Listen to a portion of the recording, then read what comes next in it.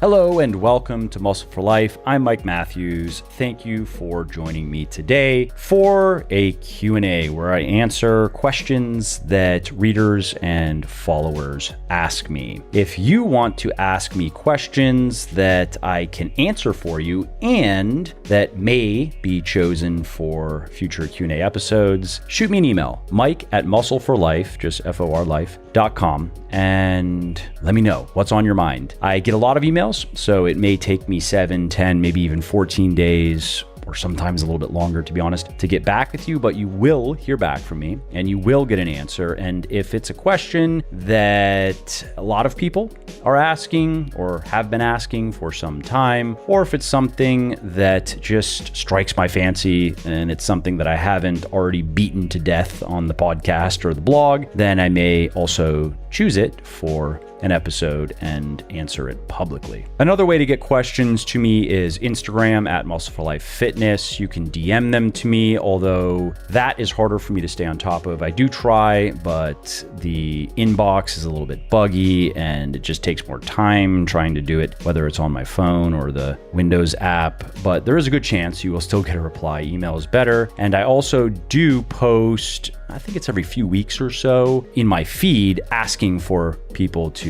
give me questions, give me fodder for the next Q&A. So if you would rather do that, then just follow me on Instagram at Muscle for Life Fitness and send me a message, or just wait for one of my Q&A posts. So in this episode, I will answer the following 3 questions. The first one comes from Anonymous. I don't have a note here on who asked me this, but this is something that I have been asked here and there over at least the last year or two, and that is, does Ecdysterone work? And the next question comes from Nick.Brimmer from Instagram, and he asks, when you're fasting, when do you start losing muscle? Good question. And the last question comes from KFloydTK, Instagram handle, and he or she asks, what is the most important life lesson you'd like to teach your children, and how will you attempt to teach it?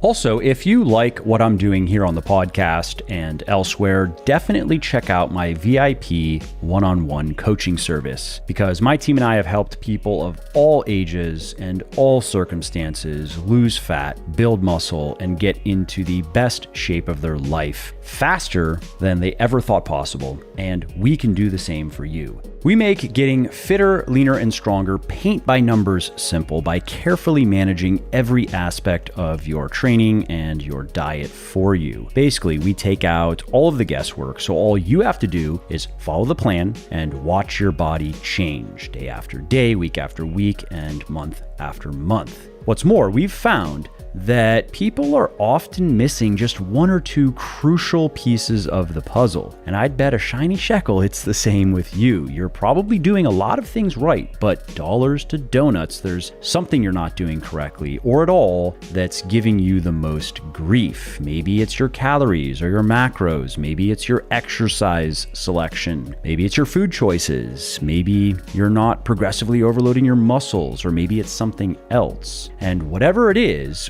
here's what's important. Once you identify those 1 or 2 things you're missing, once you figure it out, that's when everything finally clicks. That's when you start making serious progress. And that's exactly what we do for our clients. To learn more, head over to www.buylegion.com. That's BUYlegion.com/VIP, and schedule your free consultation call, which, by the way, is not a high pressure sales call. It's really just a discovery call where we get to know you better and see if you're a good fit for the service. And if you're not, for any reason, we will be able to share resources that'll point you in the right direction. So again, if you appreciate my work and if you want to see more of it, and if you also want to finally stop spinning your wheels and make more progress in the next few months than you did in the last few years, check out my VIP coaching service at www.buylegion.com/VIP.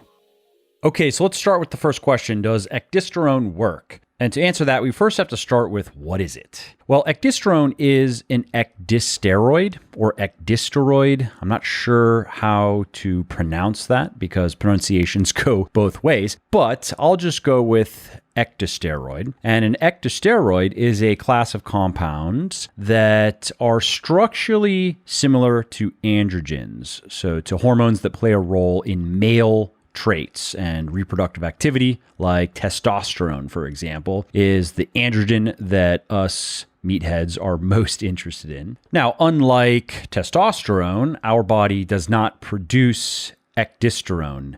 That is a naturally occurring ecdysteroid hormone that controls the molting and the metamorphosis of arthropods, which are animals with exoskeletons like insects and crabs. And some plants produce this stuff as well, and it's thought to be a defense against insect pests by disrupting their development and their reproduction, making bugs want to stay away, basically. Now, why am I talking about this stuff on a fitness podcast? Well, in the body composition space, ecdysterone and other ecdysteroids are widely marketed to athletes and just everyday people as natural and safe dietary supplements that can have anabolic steroid-like effects without the unwanted side effects. So some of the claims used to sell this stuff are that it's going to help you get stronger faster, it's going to help you gain more muscle, it's going to reduce fatigue, it's going to boost recovery, maybe even aid with fat loss as well. And as you have probably already guessed, the claims are mostly nonsense. Like most of the things that go on in the supplement industry, it is mostly smoke and mirrors.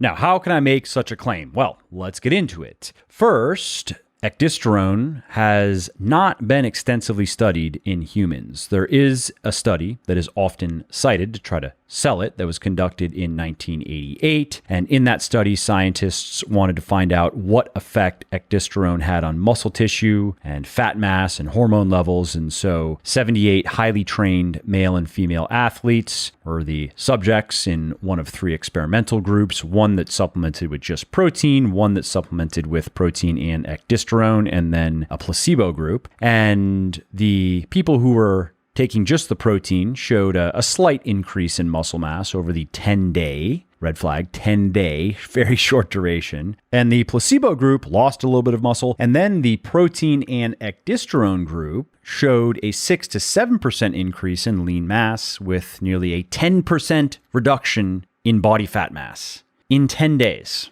Okay. That sounds too good to be true, right? A natural supplement, no negative side effects, and in 10 days, it is going to increase lean mass by 6 to 7% and reduce fat mass by up to 10%. I mean, those types of results would be pretty good for anabolic steroids. So if bugroids could duplicate some of the body composition benefits of anabolic steroids without the risks and without the unwanted side effects, that would be pretty interesting. That would be quite a find, and supplement companies would make a lot of money. But as you have probably guessed, there's more to the story. So let's talk about some more research that has been done on ecdysterone. So there is a study that was conducted by scientists at University of Mary Hardin-Baylor, and in this case, they found that 30 milligrams of ecdysterone per day and 8 weeks of a pretty solid weight training program consisting of 2 upper body and 2 lower body workouts per week made no difference in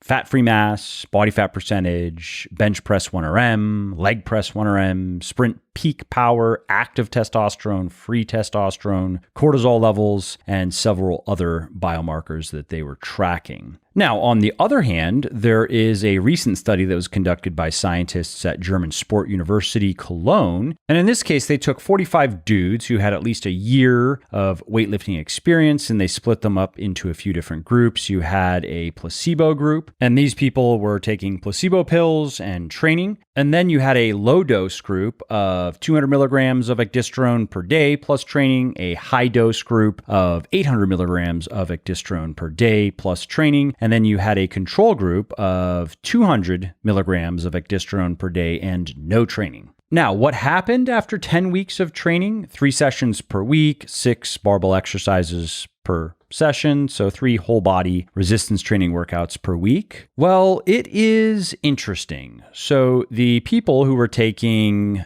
800 milligrams of ecdysterone per day significantly increased their muscle mass by an average of just over 2 kilograms. And the low dose group, 200 milligrams per day, increased by their muscle mass by an average of about 1.5, just over 1.5 kilograms, compared to the placebo group, which apparently lost an average of 0.35 kilograms of muscle mass despite training 3 days per week for 10 weeks following a decently designed program. And it gets weirder too when you look at what happened in the control group. They gained an average of about 0.25 kilograms of muscle mass despite not training. So if we are to take this data at face value, we are to believe that people who trained 3 days per week for 10 weeks and lost muscle could have done better by not training and just taking Bugroids. Something is wrong here. Something went wrong. That doesn't mean that ecdysterone doesn't work or that it is BS research. It wasn't funded by a supplement company selling ecdysterone, for example, but something is off there. And unfortunately, there's not much else to talk about in the way of human trials. Many of the marketing claims are based almost entirely on animal studies that are using tests that are really not applicable to humans, like forced swim tests and grip strength tests with rats.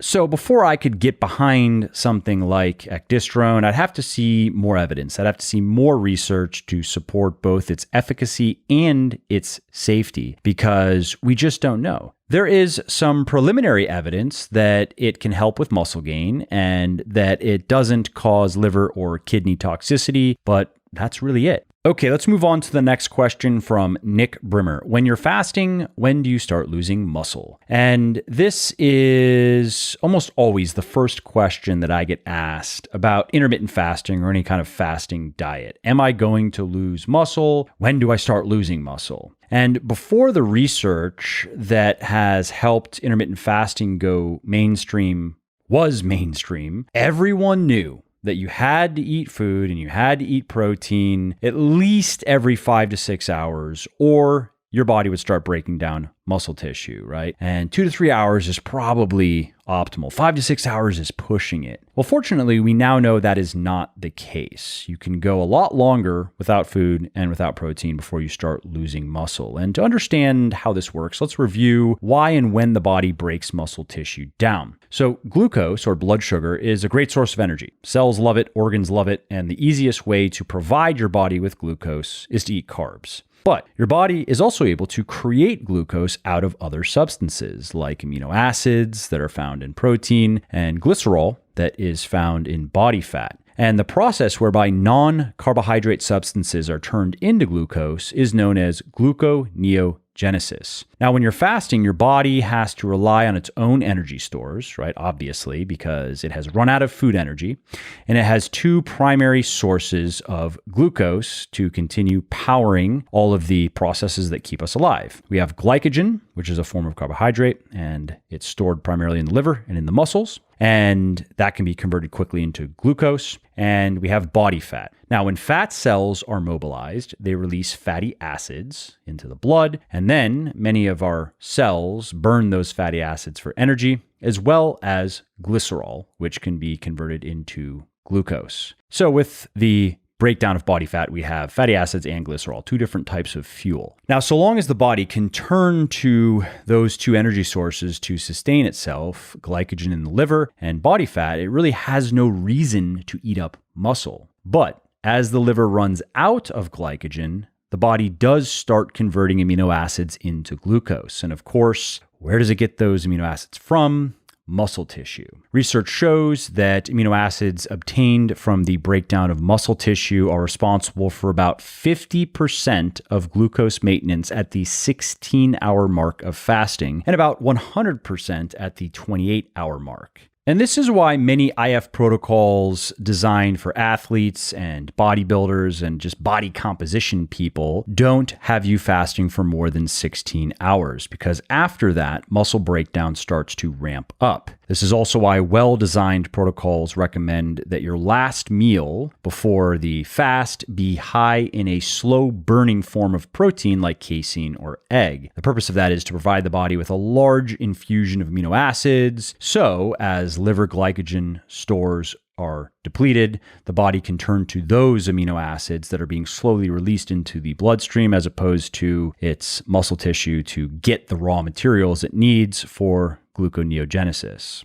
Now, things are a little bit different if you train fasted, and there are reasons to train fasted. You can head over to legionathletics.com and search for fasted training to learn more about them. For example, it does offer some unique fat loss benefits. That is not fake news. It is not one weird trick for burning belly fat, but it is particularly useful for people who are lean, wanting to get really lean, and especially if you're willing to combine it with a natural supplement like yohimbine. And if you're going to use yohimbine, then you might as well throw in some caffeine as well. And there are some blood flow benefits, particularly to the abdominal region. Research has shown that in the case of fasted training, but it does have a downside. It increases muscle breakdown rates, and particularly after a workout, muscle breakdown rates can really spike. And of course, that's undesirable because if muscle breakdown rates get too high, if they exceed muscle protein synthesis rates, you are going to lose muscle. And even if they don't exceed it, high muscle breakdown rates are obviously not conducive to muscle gain. When muscle gain comes from muscle protein synthesis rates exceeding muscle protein breakdown rates over time. And so if we want to maximize muscle gain, we want to do whatever we can to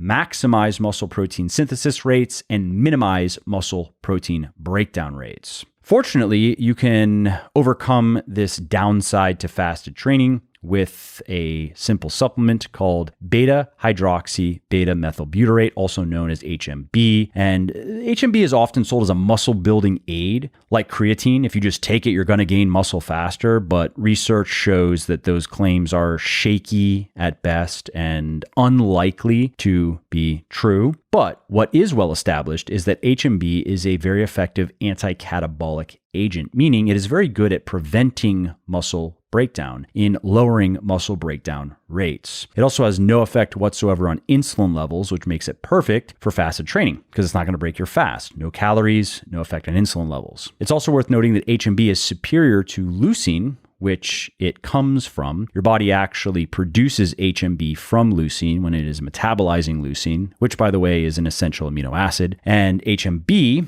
again, which is a metabolite of leucine, appears to be much better at suppressing muscle breakdown rates than leucine, which is pretty cool because leucine does impact insulin levels to some degree. And it also means that you don't have to waste money on branched chain amino acid supplements, BCAA supplements, which rely primarily on leucine for their anti-catabolic effects. Instead, you can just go with HMB, and you can buy HMB as a standalone supplement, or you can find it in Legion's Forge pre-workout fat burner, which has HMB as well as yohimbine and citicoline. And you can learn more about that at legionathletics.com/forge. So the bottom line is fasting can cause some muscle loss if you go for very long periods of time without eating, if you do 24 plus hour fasts. But so long as you stick to the popular protocols in the body composition space, lean gains is really the one, right? That is the protocol that popularized intermittent fasting and that is time proven and even evidence-based now. There have been several studies conducted on the 16-8 approach that have proven it works. 16 hours of fasting, 8 hours of eating, not consistently eating. You have an 8-hour window to eat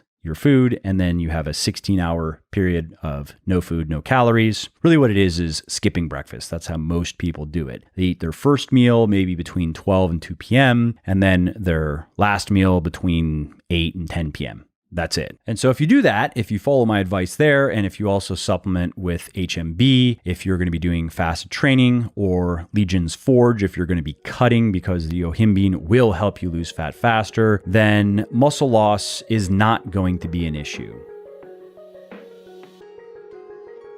If you like what I'm doing here on the podcast and elsewhere, definitely check out my VIP one-on-one coaching service, because my team and I have helped people of all ages and circumstances lose fat, build muscle, and get into the best shape of their life faster than they ever thought possible, and we can do the same for you. Okay, let's move on to the last question here from K Floyd TK. What is the most important life lesson you'd like to teach your children? How will you attempt to teach it? Thanks for asking this question because it made me sit and think about that actually for a few minutes, and I came up with something good, I think. One lesson is really what you're asking for, the most important life lesson that I can currently think of. And this may change as I get older and learn more things and have more experiences, but currently I would say it's just find ways to make a difference in your work, in your relationships, in your personal life. Don't strive just for money or approval or applause, but really try to make your mark in as many ways as you can, big and small. Strive to become the type of person who isn't easily forgotten. And that means that you have to show up. You have to show up every day. You have to help people out. You have to champion the good. You have to condemn the bad. And so no matter what my kids grow up to be and do, and no matter how many mistakes they make along the way, if they can figure out how to be of use to their fellow humans, how to make a positive difference in people's lives, hopefully many people's lives, and how to make many people happy that they were alive, then